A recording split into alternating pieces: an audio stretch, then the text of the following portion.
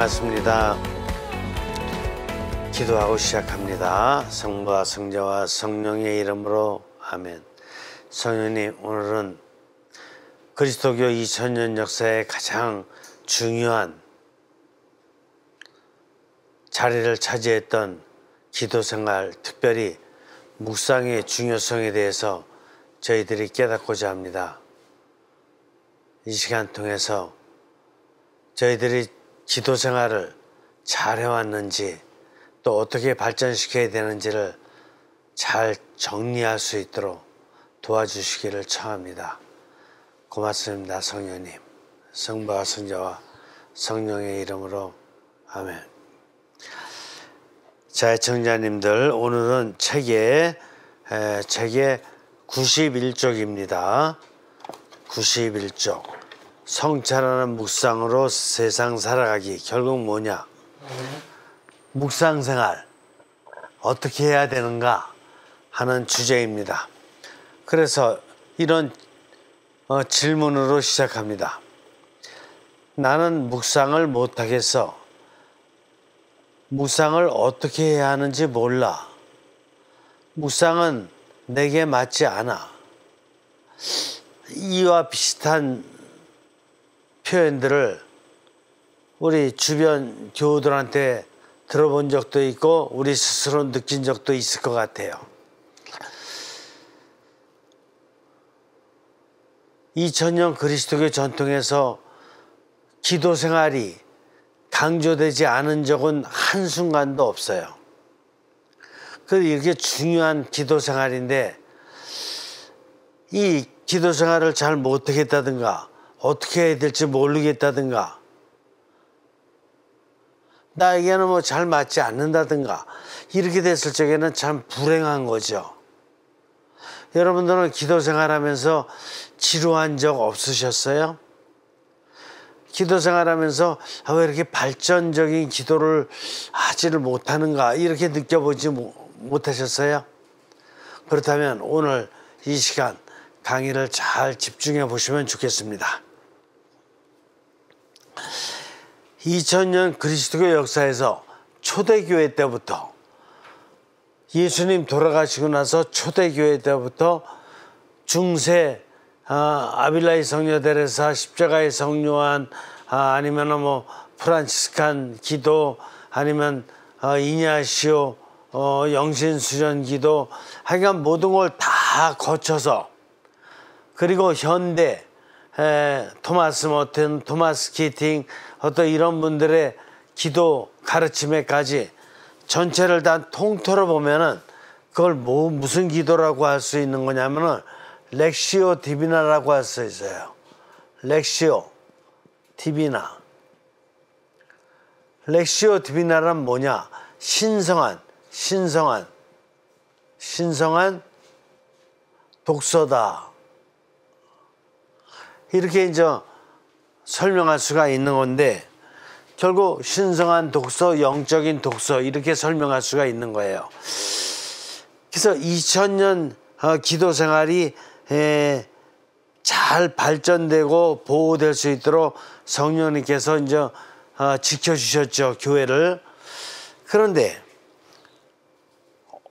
기도 생활의 발전을 가만히 생각해 보면 기도는 누가 하는 거냐? 인간이 하는 거죠. 개구리가 기도하는 거 아니죠. 붕어가 기도할 리가 없고 종달새가 기도할 리가 없어요. 인간만이 기도를 하는 거라고. 그러면 기도를 할 적에 내가 가진 거 가지고 기도를 해야 되거든요. 그러면 이 인간이 가진 게 뭐냐? 육신, 정신, 영, 이 세 가지밖에 가진 게 없어요. 그래서 모든 기도는 이 세 가지로다가 하는 거예요. 그렇죠? 근데 우리가 기도 생활뿐만 아니라 사회생활하는 것도 결국은 이 세 가지를 갖고 하는 거예요. 근데 단계적으로다가 하느님께서 묘하게 질서를 지어주셨죠. 우리 사회생활 할 적에도 어린 시절 어머니께 태어나가지고 이제 어린 시절 지나고 학교, 초등학교 들어갔을 적에 육신 중심으로다가 생활을 하죠. 그러면서 점점 중고등학교 가면서 해서 정신 중심으로 다 생활을 하죠. 그러다 군대도 갔다 오고 또 결혼도 하고 성인이 돼서는 영, 마음이 인도하는 또 삶을 살게 되죠. 기도 생활도 마찬가지예요. 기도 생활도 어느 종교를 들어가던 처음에 입문했을 적에는 어떻게 합니까? 육신이 뭔데? 육신이 구성이에요. 육신은 오감을 가지고 있는 게 특징이죠. 이 오감을 가지고 눈으로 보고, 입으로 읽고, 귀로 듣고, 또 몸으로 느끼고, 이렇게 해가면서 이제 입구자 외우는 이제 송자 해가지고 입으로 외우는, 입으로 노래하는 이런 어떤 기도를 바치는 게 육신 기도인데, 어느 종교든지 초입자들은, 입문자들은 처음에 거기 종교의 중요한 어떤 사항들에 대해서 이제 읽는다든가 아니면 외운다든가 이래가면서 이제 처음 시작을 하죠. 그래서 이게 구성기도, 이게 처음 누구든지 시작하는 입문자 기도예요. 이 단계가 어느 정도 끝나게 되면 이제 정신적인 차원의 기도를 하게 되는데, 이걸 뭐라 그러느냐 하면은 추리정 묵상이라고 그래요. 그래서 예를 들어서 내가 이렇게 입문자 때 눈으로 보고 또 이렇게 귀로 듣고 이렇게 했던 기도문들이라든가 아니면 성경, 불교 같으면 불경, 유교 같으면 사서삼경, 이런 내용이 뭔가 하는 것을 좀 생각해 보게 되죠, 정신으로. 그래서 이게 정신으로 생각해 보는 기도가 바로 묵상 기도다, 이렇게 볼 수가 있어요. 그러면 2단계에서 끝나는 거냐? 아니죠. 인간은 영이 있기 때문에 구성 기도에서 추리정 묵상의 단계로 다 지나가게 되면 그 다음번에 이제 영의 기도 넘어가게 되는데, 특별히 영의 기도에 대해서 그리스도교에서 잘 정리된 어떤 그런 시기가 어떤 시기였냐면은 중세 시대였죠. 그래서 아빌라의 성녀 데레사라든가 십자가의 성 요한이라든가 어떤 이런 분들에 의해서 관상 기도가 뭔지에 대한 어떤 정리가 어느 정도 됐던 거죠. 오늘 제가 왜 2000년 그리스도교 전통의 렉시오 디비나에 의한 이 삼중 구조의 기도를 강조하는지 그 이유를 잘 깨달으셔야 돼요. 이 육신, 정신, 영 중에서 어느 한쪽만 강조를 한다 그러면 잘못된 것일 뿐더러, 또 이렇게 성장을 하다가 어느 단계에서 멈춰도 잘못된 거예요.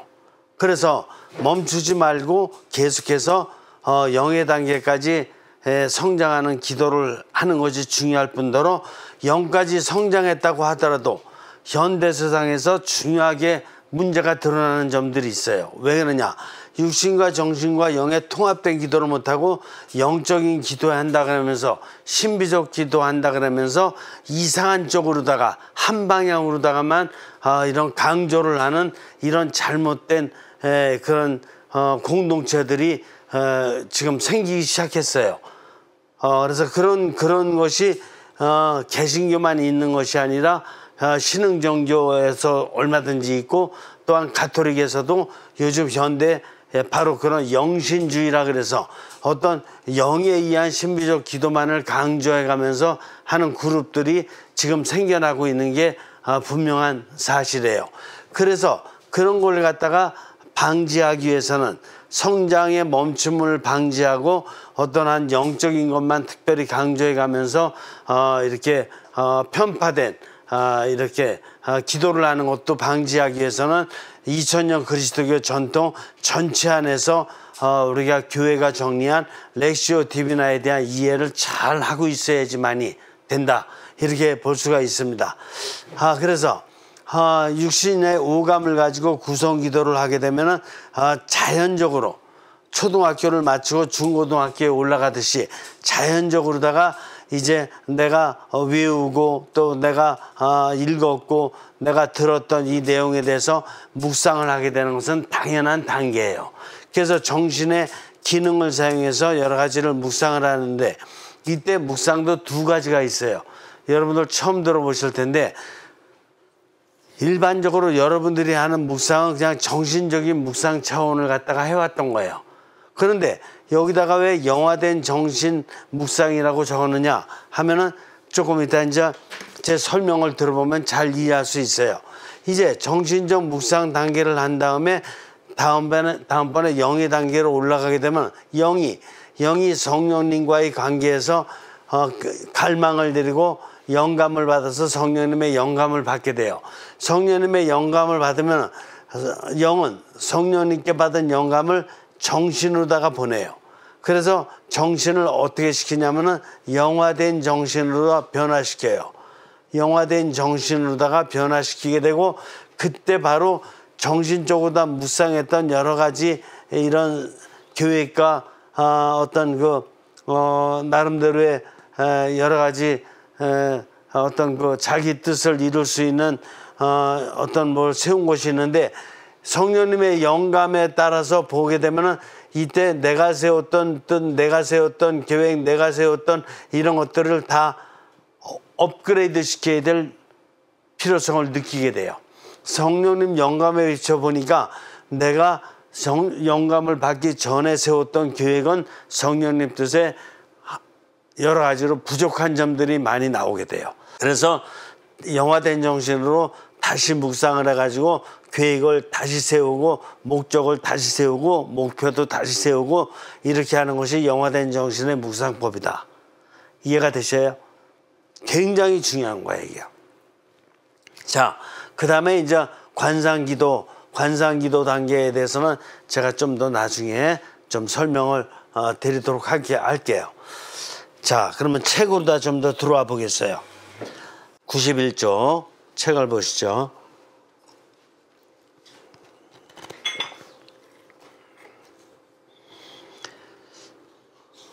내가 살고 있는 곳에서는 바닷가에서 산책을 하다 보면 남녀노소 할 것 없이 바위에 앉아서 명상을 하는 사람을 많이 볼 수 있습니다. 이분이 지금 바닷가에서 살았던 기억을 되살리면서 바닷가에 보면 바위들이 많죠. 그 바위에 앉아서 뭔가를 깊이 어떤 명상하는 사람들을 많이 본 거죠. 명상하는 것, 그게 바로 묵상하는 것과 같은 어떤 맥락에 있어요. 그러면 명상을 하는 사람이든 묵상을 하는 사람이든 왜 하는 거예요? 왜 바위 위에 앉아 있는 거예요?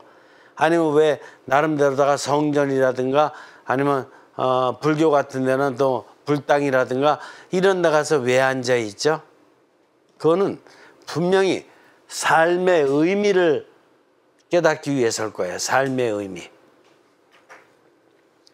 그 삶의 의미를 깨닫기 위해서 있는데 그러면 어떻게 삶의 의미를 받아들일 수 있겠는가?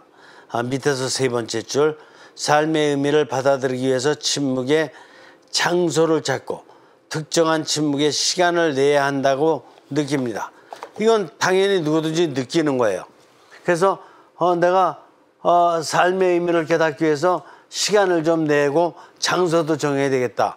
그래서 바위 위에 가서 앉아있는 시간, 아니면 성당에 가서 앉아있는 시간, 불당에 가서 앉아있는 시간, 이걸 갖다 시간과 장소를 정하게 되는 거예요. 그건 여러분들이 많이 해봤으니까 당연히 알죠. 침묵의 장소가, 그런데 우리가 생각했던 것보다 좀 더 넓혀야 될 필요가 있어요. 침묵의 장소는 침실이 될 수가 있을까요, 없을까요? 우리는 보통 이 장소를 너무 몇 군데로다가 한계를 잡아요. 그래서 꼭 내가 이렇게 거룩한 장소라고 생각하는 그곳만은 가서 묵상해야 된다고 생각하는 경우가 많아요. 근데 이 장소는 굉장히 넓은, 하느님이 창조하신 이 세상 모든 것은 다 묵상을 위한 장소가 돼요. 또 시간도 딱고 정해진 시간만 하려고 하는 거예요. 근데 정해진 시간에 하는 거는 나를 수련시키기 위해서는 좋은 어떤 초보자의 어떤 방법이에요. 근데 이미 성숙해지고 익숙해지고 나면은 하느님이 이게 허락하신 모든 시간은 다 묵상의 시간이 되는 거라고 봐야 돼요. 그래서 시간과 장소를 갖다가 처음에는 좀 이렇게 어느 시간 어느 장소를 정하려고 하지만 이거는 초보자들에게는 대단히 유익해요. 그런데 중급자 진보자로 갈수록 이제 시간도 넓어지고 장소도 넓어져요. 자, 지하에 특별히 마련한 어두운 방이 될 수도 있습니다. 또 바닷가나 깊은 산속도 가능합니다. 침묵에 도움이 되는 곳은 어디든지 그 침묵을 위한 환경이 조성될 수 있는 곳이어야 합니다. 그러니까 어디든지 everywhere야. everywhere, every time. every가 돼요. every. everywhere, every time. 어느 장소든지 어느 시간이든지 다 될 수 있다. 이렇게 생각해야 돼요. 왜냐하면 어디든지 하느님이 계시기 때문에 그래요. 그리고 외적 침묵은 우리 보통 말을 하지 않고 고요함을 유지하는 것으로 다 생각을 하는데 외적 침묵을 하는 중요한 이유는 뭘까요? 외적 침묵, 즉 육신적으로다 외적인 침묵, 입이 있으니까 오감 중에 하나인 입이 있으니까 입을 침묵하는 이 외적인 침묵은 뭐 때문에 그러느냐 하면은 내적인 침묵 때문에 그래요. 내적인 침묵을 하기 위한 조건이에요. 그래서 우리 정신이 너무 바쁘게 기억하고 상상하고 계획하고 그냥 내 거 가지고 너무 많이 생각을 하잖아요. 하느님 거 갖고 생각하기보다는 내 거 갖고 하는 생각이 너무 많아. 그래서 외적인 침묵을 지키는 중요한 이유는 내적인 침묵을, 내 뜻을 좀 이제는 그만 생각하기 위해서 그렇다. 내 뜻을 너무 생각하고 있기 때문에 일단은 어느 정도 멈추기 위해서 침묵을 얘기하는 거예요. 무조건 대고 말하지 말라는 게 아니야. 내가 할 수 있는 말이나 내가 생각할 수 있는 모든 것들은 일정하게 많이 해왔어요. 해야 돼 또 그렇게. 그런데 어느 때가 되면 어느 경지가 되면 이제 하느님 것을 생각하는 생각, 시간, 하느님 것을 생각하는 이런 정신의 기능을 써야 돼요. 그래서 멈춰야 돼요. 어떤 사람도 중간 정도 보세요. 어떤 사람도 정신이 시끄럽고 혼잡스러운 도시, 철도, 기차역과 같은 곳에서는 명상을 하기 힘들 것입니다. 생각들이 경향되어 있고 들떠 있다면 단순하게 심사숙고하는 그러한 성취를 할 수는 없을 것입니다. 그래서 외부 환경이 너무 막 지저분하고 시끄럽다든가 그것 때문에 영향을 받은 나의 정신이 너무 복잡하게 얼기설기 되어 있으면 묵상하기가 어려워요. 그래서 장소도 일정하게는 초보자 때는 일정하게 어느 정도 좀 정리된 장소, 또 머리도 좀 이렇게 정리시키는 이런 작업을 하는 것이 중요하다. 밑에서 세 번째 절. 이제 장소가 마련되었으면 방법이 중요합니다. 그렇구나. 이제 방법이 중요하구나. 정신적 고요함 또는 침묵으로 이끌어 줄 수 있는 또 다른 방법은 성경의 반복적인 암송 안에서 고요하게 머무는 것입니다. 방법으로서 이제 성경에 대한 반복, 성경을 갖다가 반복적으로다가 암송하는 것, 이걸 얘기하는데 특별히 영적 독서를 하다 보면 여러분들도 그런 책 봤겠지만 러시아인의 순례 기도라든가 이런 책 보면은 그분들이 하는 기도의 특징이 뭐냐면은 어떤 성경에 대해서 반복적인 암송을 많이 해요. 계속 반복해요. 그러면 여러 장애들로 인해서 외적으로는 풍파가 있을지라도 깊은 내면에서 아주 고요하고 잔잔한 파도의 움직임을 경험하게 될 것입니다. 그래서 이걸 제가 자꾸 이렇게 그 성경을 갖다가 같은 거를 암송하다 보면은 아무리 외적으로 다 시끄럽고 소란스러운 곳이 있다 그래도 점점 더 내면이 고요해지는 것을 체험하게 된다 이거예요. 그래서 불교가 도 나무아미탑을 계속 외우잖아요. 그래서 그것이 내적인 고요함, 편안함을 주는 데 도움이 돼요. 우리도 왜 묵주신공 하잖아요.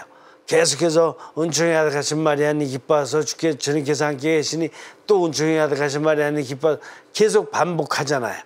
이게 왜 그러냐면은 이 거룩한 용어와 거룩한 표현이 담긴 이런 거룩한 내용들을 갖다 계속 반복하게 되면 이중구조의 세속적인 어떤 시끄러운 것들이 정리가 되고 내면이 영적으로다가 고요해지기 때문에 그래요. 점진적으로 우리는 외적인 번잡함을 넘어서 마음을 아버지의 말씀에 활짝 개방하게 될 것입니다. 그게 성경을 갖다 그래서 이렇게 외우는 거예요. 똑같은 걸 계속 반복해서. 그 다음에 5번째 줄. 물론 묵상이 우리의 모든 문제들을 즉각적으로 해결하는 것이 아닙니다. 그래, 묵상을 했다. 그러면은 삶의 모든 문제들이 즉각 해결되는가?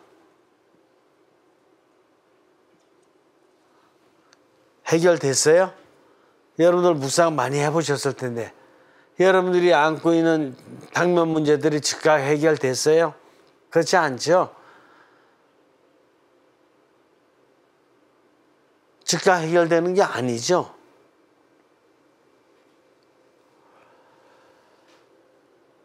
즉 묵상이 자질구레한 지루한 일상으로부터 해방시켜주는 것이 아닙니다. 그래서 묵상을 했더니 지루한 일상에서 즉각 해방되었어요? 묵상하고 났다고 그냥 모든 게 다 그냥 새로워 보이고 완전히 그냥 새 세상이 돼가지고 이제 지루한 것도 하나도 없고 우울한 것도 하나도 없고 걱정도 하나도 없고 모든 것이 다 해방돼 버렸어요? 아니죠. 이게 묵상을 하고 난 다음에도 집에 가서 가족들 만나면 문제가 또 바로 생기죠. 또 묵상하고 나서도 직장 가서 사람들 만나면 즉각 또 문제가 생기죠. 세상 어디 가나 또다시 계속해서 문제가 드러나죠. 평소에 가지고 있었던 잘못된 습관을 단번에 고쳐주는 것도 아닙니다. 내가 평소에 이렇게 담배 피는 습관이 있었어요. 근데 묵상 한 번 했다고 그게 습관이 없어져요? 예, 내가 평소에 다른 사람들에 대해서 잡담하는 이런 습관이 있었다. 수다 떠는 습관이 있다. 근데 그래서 묵상했다 그래서 그게 즉시 탁 없어져요? 안 그렇죠? 이렇게 단번에 고쳐주지는 않아요. 이게 단번에 해결되지는 않는다고. 그럼 왜 묵상을 하느냐? 그러나 묵상은 새로워진 신앙과 활력으로 늘 하루를 새롭게 맞이할 수 있도록 합니다. 뭐야? 하루하루를 새롭게. 묵상을 하고 나면 새롭게 또 이렇게 나머지 시간을 지내야 되겠구나. 새롭게 또 하루를 지내야 되겠구나. 이런 자꾸 새롭게 지내야 되겠다는 이런 생각을 하게 되고 다짐을 하게 된다 이거예요. 근데 이걸 갖다가 1월 1일 날만 한번 묵상하고 탁 했다 그러면 뭐야? 1년 가요? 아니죠. 3일 가기 힘들죠. 3일 가기 어렵잖아요. 1월 1일 날 세운 결심을 적어도 일주일 가긴 더 힘들고. 그러니까 다시 또 해야 되죠. 다시 또 해야 되는 거야. 그렇게 3일만 가도 대단한 거예요. 그래서 3일 있다가 또 다시 하면 또 3일 가잖아. 3일 있다가 또 다시 하면 또 3일 가고. 그죠? 그러니까 묵상했다 그래서 한 번에 모든 게 고쳐지는 건 없다. 아니다. 계속 더 해야 된다. 자신이 누구인지에 대해서 좀 더 잘 발견할 수 있게 되며 뭐야? 묵상을 하게 되면 자신을 좀 더 잘 발견한다. 묵상을 하게 되면 나의 육신의 어떤 상태도 좀 더 잘 알게 되고, 정신의 어떤 기억이라든가 상상이라든가 예견이라든가 이런 거 판단이라든가 이런 것이 잘 되고 있는지 더 잘 점검하게 되고, 또 영은 내가 성령님과 갈망과 영감의 이런 대화를 잘하고 있는지 이것도 좀 점검하게 되고, 그렇죠? 그래서 자신을 좀 더 잘 파악하게 된다. 또한 하나님께서 우리에게 원하시는 것이 무엇인지에 대해서 잘 분별할 수 있는 힘을 줍니다. 그래서 하나님 뜻을 잘 분별할 수 있게 된다. 묵상을 안 하고 그냥 살으면, 육신과 정신으로만 살기 때문에 내 뜻대로만 사는 거야. 내가 세워놓은 계획, 내가 세워놓은 목적 가지고 내 뜻대로만 사는 거야, 그냥. 근데 묵상을 하면서 해가지고 적어도 그래도 자꾸 하느님 뜻을 갖다가 조금이라도 깨달으려고 이렇게 노력하게 되고, 실제로 하느님의 뜻을 깨닫게 되는 거예요. 만약 우리가 묵상 중에 복음 말씀에 대해서 성찰할 수 있다면, 우리는 용서에 대한 하느님의 약속과 자애에 대한 그리스도의 메시지를 좀 더 개인적 차원에서 친밀하게 들을 수 있습니다. 그래서 하느님께서 얼마나 인간을 용서해 주시는 자애로운 분이신지 이런 걸 잘 알아들을 수 있게 된다 이거예요. 한 장 넘기세요. 94쪽. 묵상 안에서의 성찰은 바로 이것입니다. 우리가 침묵의 장소에 혼자 있을지라도 하나님을 향한 우리의 마음과 정신을 하나로 일치시키는 것입니다. 이게 대단히 중요해요. 묵상을 하기 위해서는 내가 이 이웃 여러 사람들과 같이 묵상하는 게 아니에요. 지금 혼자서 묵상하는 거지. 혼자서 묵상하는 건데 특별히 이웃과 만나는 것도 아니고 상황이나 세계도 복잡하게 만나지를 않아. 묵상을 할 적에는 적어도 하느님과 만나고자 하는 거야. 하느님과 묵상을 할 적에는 적어도 하느님과 만나고자 하는 거기 때문에, 이때는 육신도 마찬가지지만 육신과 나의 정신과 나의 영이 하느님 안에서 하느님과 하나로 합치되게 된다. 이게 묵상 시간이다. 그래서 육신도 그 묵상하는 시간에 나와 있기 때문에 육신도 함께하고 있고, 정신도 하느님의 뜻을 찾기 위해서 향하고 있고, 영적으로는 하느님과 대화를 나누고 있고, 이렇게 되기 때문에 나의 육신과 정신과 영이 하느님 안에서 하나의 일치를 이루게 된다. 대단히 중요한 부분이에요, 이게. 내가 일치된 다음에는 묵상 중에 신앙의 신비에 가까이 갈수록 우리는 서로를 위한 성장으로 가까이 나갈 수 있게 됩니다. 그래서 이제 내가 하느님과 나의 삼중구조가 일치된 상태에 있을 적에 그 다음에 이 힘이 어디로 다 향하게 되느냐. 이 힘이 무엇보다도 먼저 이웃에게로 향하게 된다. 그래서 이웃도 하느님과의 일치된 힘 안에서 돌보게 된다. 그렇죠? 그냥 내 힘만 가지고 이웃을 만나는 게 아니라 하느님과 일치된 힘을 가지고 이웃을 만나게 된다.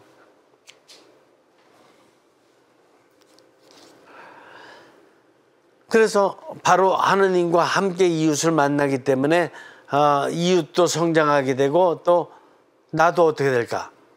나도 성장하게 되는 거야. 내가 이웃을 돌봐주고 도와주는 것만이 있는 게 아니라 내가 하느님과 일치된 이런 나의 삼중구조로 이웃을 만날 적에 이웃의 성장도 도와줄 수가 있고, 나도 또한 이렇게 성장을 체험할 수 있다. 이렇게 되는 거예요.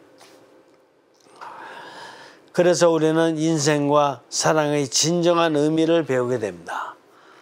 그래서 이웃과 상호 성장을 하게 되고, 그러면서 이제 인생이 참으로 무엇인지,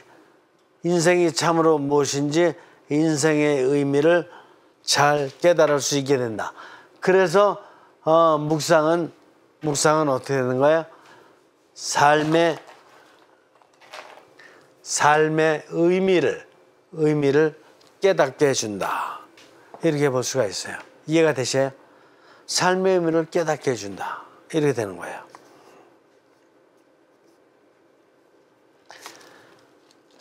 그 다음에 묵상 안에서의 성찰을 통해 우리는 하느님의 모상으로 만들어진 나 자신의 모습 전체를 통틀어서 보게 됩니다. 아까 말씀드렸죠. 하느님 안에서 나 자신을 보다 더 잘 발견할 수 있게 되니까 좀 더 깊은 차원으로 들어가면 들어갈수록 내가 하느님의 모상이죠. 하느님 모상. 내가 하느님의 닮은 꼴로다가 모상이라는 것을 점점 더 깊이 깨달으면서 하느님을 계속 더 잘 닮아가려고 노력하는 이런 내가 된다 이거예요.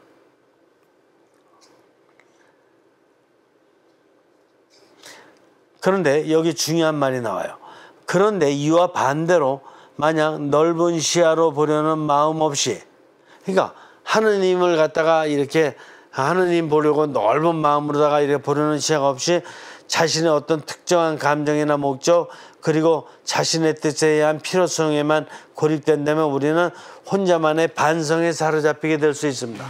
이렇게 하느님 모상임을 깨닫지 못하고 내 뜻만 생각하고 내 어떤 계획만 생각하고 이렇게 된다 그러면 어떻게 되냐?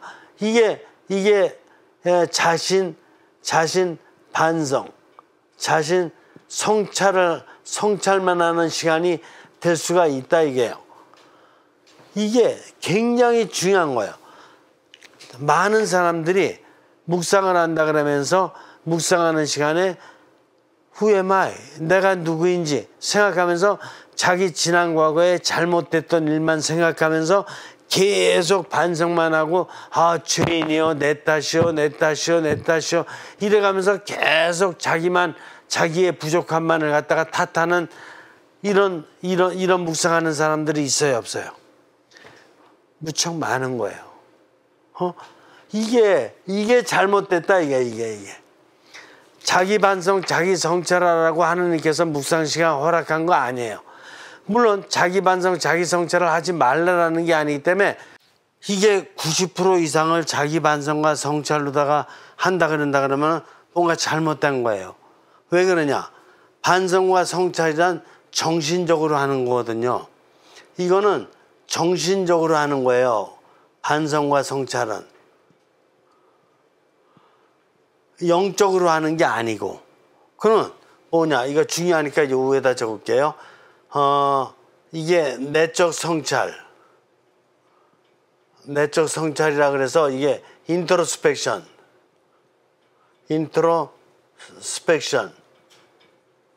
그러니까 결국 뭐냐? Who am I? 내가 누구냐? 라는 것을 계속 생각해 보면서 하느님 앞에서 내가 누구냐 생각하면 부족한 게 있을까 없을까? 부족한 게 있을 수 있죠 당연히. 그리고 잘못한 게 있을 수 있고. 그러다 보니까 계속 내가 누구냐라는 물음 앞에서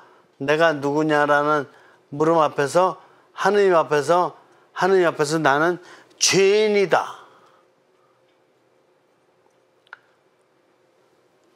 나는 저 하느님 앞에서 정말 고개도 머리도 들 수 없을 정도로다가 아주 잘못만 많이 한 사람이다. 이런 식으로 다 잘못 판단을 내릴 수가 있다니까.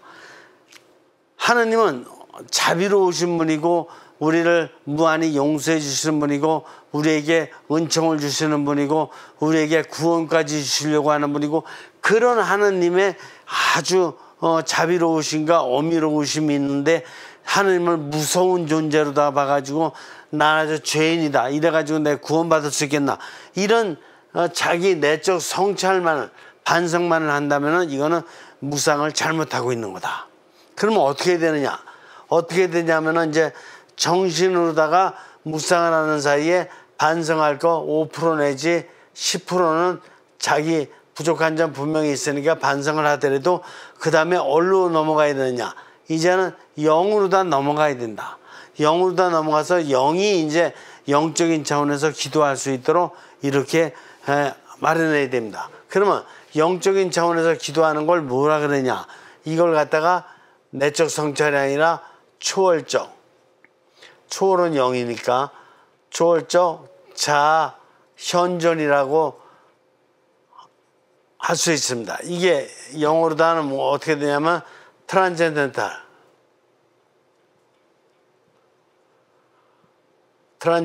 셀프 프리젠스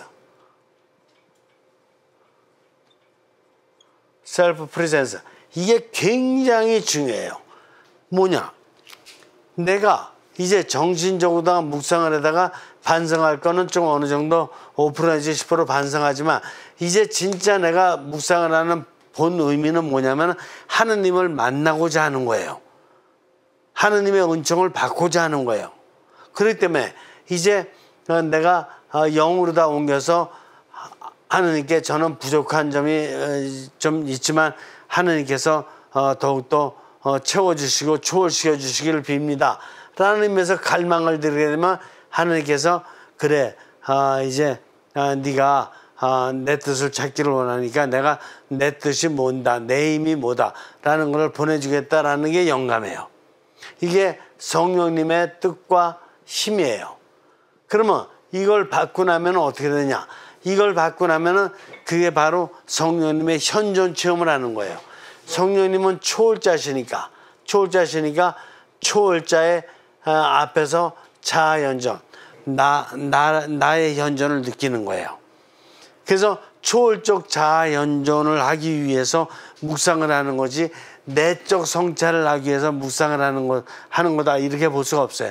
내적 성찰이라는 것은 일정하게 자신의 어떤 부족함 한계성에 대해서 일정하게 반성을 하는 하나의 과정이고 본질은 뭐냐? 본질은 이런 하나님 안에서 나를 갖다가 나의 부족함을 좀 더 정확히 안 다음에 하나님한테 더욱더 적극적으로 의지하고 의탁하면서 하나님의 영감의 힘을 청하는 이런 초월적 자아 현존, 이것이야말로 묵상의 본질이다 이렇게 봐야 되는 거예요. 그래서 묵상을 한 사람은 제대로 묵상을 한 사람은 반성 성찰을 한 게 아니라 초월적 자아 현존. 그러니까 초월자이신 성령님 안에서 자신의 현존을 갖다 느끼고 나서 어떻게 되는 거냐면 영으로다가 이제 올라가는 거다. 그래서 영으로다가 성령님과 갈망과 영감의 대화를 하면서 이제 하는 기도가 무슨 기도냐면은 관상 기도다. 이렇게 봐야 되는 거예요. 이거 쉽지 않은 건데 그러나 이거는 그리스도의 2000년 전통의 꽃이에요. 그래서 잘 알아들어야 돼요. 이거 이해되시죠? 내적 성찰이 중요한 게 본질이 아니라 초월적 자아 현존을 위해서 묵상의 단계를 갖다 거치는 거다. 관상을 하기 위해서 초월적 자아 현존이 관상이에요. 관상을 하기 위해서 묵상 단계를 거치는 거다. 이렇게 이해를 해야 된다.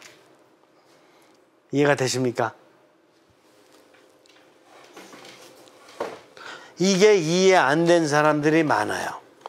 이게 이해 안 된 사람들은 어떻게 하느냐 하면은 이제 관상이라는 말은 들었어요. 그러니까 나도 좀 관상할 수 없을까 이런 생각을 하는 거예요. 그러면 초월적 자아 현존은 어떻게 되는 거냐면 육신과 정신으로 다 열심히 살았어요. 육신도 열심히 살고 정신도 열심히 살고 열심히 살았지만 부족한 것이 있기 때문에 부족한 것은 반성하고 성찰하면서 이제 부족한 것을 성령님의 뜻과 힘으로 더욱더 채우기 위해서 성령님께 갈망을 드리고 영감을 드리면서 이제 성령님의 영감을 받게 되면 그 받은 영감으로다가 정신에 보내가지고 정신을 영화시켜서 과거에 했던 정신적 묵상을 영화된 정신의 묵상으로 해서 다시 모든 계획을 다시 세우고 또 이 영화된 정신이 육신을 변화시켜 가지고 영화된 육신으로 다 변화시켜 가지고 이제 실천하도록 이런 삶을 살도록 하는 건데 이렇게 육신과 정신과 영이 상호 다이내모로 조직되는 이런 차원의 관상의 삶을 살아야지만이 이것이 아주 온전하고 건강한 관상 생활인데 관상에 대해서 얘기만 듣고 하겠다고 그러면서 육신과 정신의 기도했던 거는 딸락딱 이거는 뭐 하치야, 이거는 뭐 저기 뭐야 그 수준이 좀 낮은 거야, 이게 제껴버리고 이것만 하겠다 그래가면서 여기서 예를 들어서 관상의 기도에 여러 가지 종류가 있지만은 이걸 갖다가 향심 기도, 그 다음에 이게 단순함의 기도, 또 이게 잠심의 기도, 또 이게 맡김의 기도, 이게 하느님의 뜻 기도, 이렇게 용어만 만들어 놓고 육신과 정신으로다가는 함께 하지 않으면서 영적으로 한다 그러면서 이런 식으로다가 만약에 이끌고 그러면은 이거는 정상이 아닌 거예요. 그렇기 때문에 바로 이렇게 육신과 정신과 영이 통합된 차원에서 기도하지 않고 이렇게 영적으로 관상한다 그러면서 이것만을 톡톡히 강조하면서 이런 기도로 빠질 적에 크리스찬으로서는 잘못된 기도 형태에 떨어질 수가 있는 거다. 이게 굉장히 중요한 거예요, 지금. 현대 세상에서. 그래서 바로 이런 쪽으로 이끄는 잘못된 지도자들이 계속 속출하고 있다. 이해가 되셔요? 물론 향신기도라든가 잠신기도해 가면서 정상적으로 렉시오 디비나에 맞게끔 정상적으로 육신의 구성기도, 정신의 추정 묵상도 정상적으로 다 열심히 해 가면서 그러면서 이렇게 영적인 차원에서 육신을 더욱더 영화시키고 정신을 영화시켜 가면서 이렇게 하는 인도하는 사람들도, 그런 지도자들도 많이 있어요. 근데 그렇지 않은 지도자들도 계속 많이 증가하고 있어요. 이걸 잘 분별할 줄 알아야 돼요. 이거 분별 못하면은 그냥 2000년 그리스도교 전통에 맞게끔 가르치는 어떤 그 지도자 쪽을 따라가야 되는데, 2000년 그리스도교 전통에 대한 거는 깨닫지 못하고 잘 모르고 무지하면서 그냥 어떻게 들어보니까 뭐 이게 뭐 영적인 관상이 돼, 그러면서 그쪽으로 다 팍 빠져가지고 이렇게 나간 사람들은 그거는 사조직이 될 가능성이 크고, 사조직이 되면 교회의 전통과 어긋나기 때문에 교회의 질서와 교회의 전통을 따르는 것이 먼저인데, 그걸 안 따르고 거기 잘못된 지도자를 갖다 따르는, 그러면 그 잘못된 지도자가 바로 교주 역할을 하는 건데, 이런 것 같은 것이 이제 잘못된 형태의 어떤 신앙이다, 이렇게 볼 수가 있어요. 그런 잘못된 형태가 다 어디서 나오느냐? 바로 이 묵상을 잘못하는 데서 오는 거예요. 묵상과 관상을 이해를 잘 못하는 데서 오는 거예요. 이해가 되셔요? 정확히 이해를 해야 돼요. 그래서 구성기도도 중요하고 묵상도 중요하고 관상도 중요하고 이게 단계적으로다가 절차적으로다가 다 중요하기 때문에 이게 정상적인 방법을 통해서 기도 단계를 갖다가 이렇게 실천해야지 맞지, 이거 구성기도 단계, 묵상기도 단계를 무시하고 높은 차원의 기도만 한다면서 이렇게 하는 기도는, 그거는 비정상적이고 그거는 교회에서 허락하지 않는 기도다, 이렇게 봐야 돼요.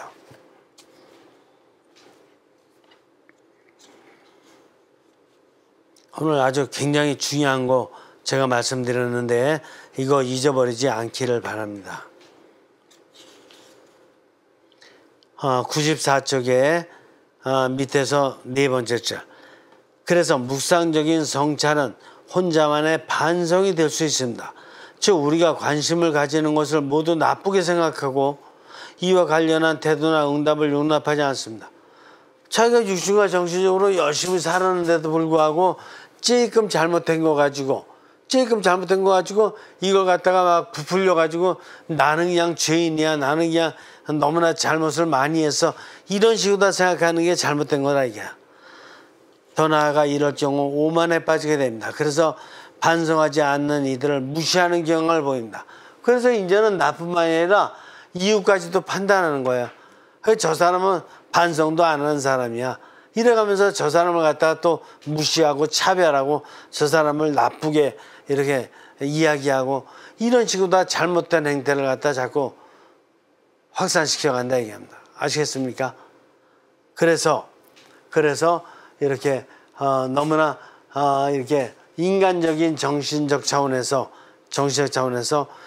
자신을 갖다가 너무나 비하시키거나 자신을 죄인이다 몰아붙이는 이런 잘못은 절대로 하지 않도록 오히려 바로 정상적인 건강한 묵상을 했다면은 바로 이렇게 영적으로다가 이제 초월돼 가지고 영적인 갈망과 영감을 성령님과의 관계에서 정상적으로 할 수 있도록 이렇게 살아가야 된다.